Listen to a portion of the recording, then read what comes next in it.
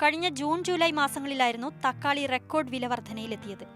100 മുതൽ 120 രൂപ വരെ വില ഉയർന്നപ്പോൾ നെഞ്ചത്തു കൈവച്ച സാധാരണക്കാർക്ക് സന്തോഷം നൽകുന്നതാണ് തക്കാളിയുടെ ഇന്നത്തെ വില. എന്നാൽ കണ്ണീർ കഥകൾ പറയുകയാണ് രാജ്യത്തെ തക്കാളിപ്പാടങ്ങൾ. ഇത് കർണാടകത്തിലെ ഹൊസകോട്ടയിലെ ഒരു തക്കാളിപ്പാടം.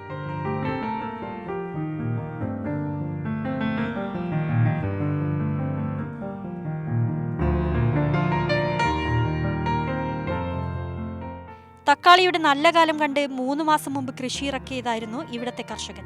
4 ഏക്കറിൽ 3 ലക്ഷം രൂപ മുടക്കിയുള്ള കൃഷി. വിളവെടുപ്പിനൊരുങ്ങിയപ്പോഴേക്കും കാര്യങ്ങളാകെ മാറിമറിഞ്ഞു. തക്കാളി വില റെക്കോർഡ് തകർച്ചയിലേക്ക്. കർണാടകത്തിലെ ചില്ലറ വ്യാപാര കേന്ദ്രങ്ങളിൽ 3.5 രൂപ മുതൽ 5 രൂപ വരെയാണ് തക്കാളി വില. വിപണികൾ കർഷകരിൽ നിന്ന് ശേഖരിക്കുന്നതാകട്ടെ കിലോഗ്രാമിന് 2 രൂപ നിരക്കിലും. 3 ലക്ഷം ചിലവഴിച്ച് കൃഷിയിറക്കിയ കർഷകന് തിരിച്ചുപിടിക്കാനാവുന്നത് ആകെ 20,000 രൂപ.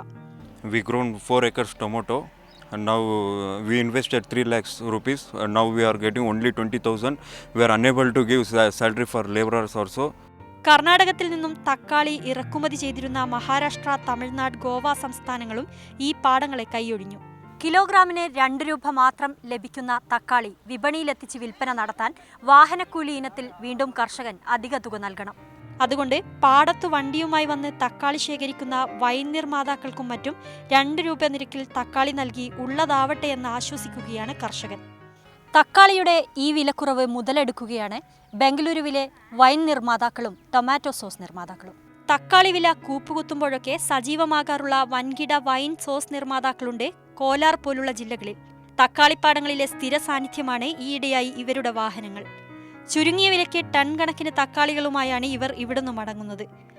ഇനി വരാനിരിക്കുന്ന ഉത്സവ സീസണിലാണ് തക്കാളി കർഷകന്റെ പ്രതീക്ഷ. ബക്രീദ്, ഓണം, വിനായക ചതുർത്ഥി ആഘോഷങ്ങളോടനുബന്ധിച്ച് വില ഉയരുമെന്ന പ്രത്യാശയിലാണ് ഇവർ. വിനോദ് മൊറാഴയ്ക്കൊപ്പം നദീർ അജ്മൽ, മാതൃഭൂമി ന്യൂസ്, ബംഗളൂരു.